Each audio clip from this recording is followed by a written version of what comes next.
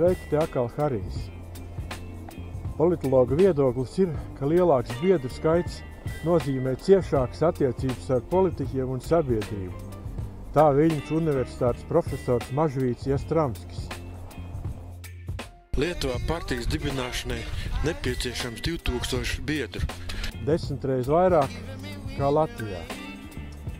Un mēs redzam, kā Lietuva attīstās.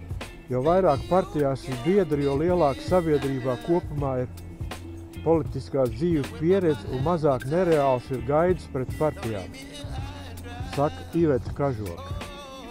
Sabiedrības dēlna pētnieki piekrīt, ka partiju sistēmai Latvijā šobrīd ir nopietni trūkumi, ka mazais biedru skaits partijās tomēr ir problēma, atzīst politiķis Arvils Ašerādovs.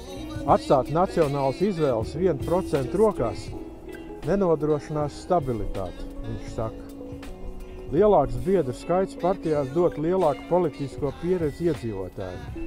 Ja varu iegūst tie, kas nav sevi parādījuši, grūti novērtēt, kāds būs rezultāts, domā eksperts Andris Bēziņš. Taču lielākā daļa politiķu uzskata, ka nekas nav jāmaina. Ko tomēr būtu nepieciešams mainīt, par to nākošajā video.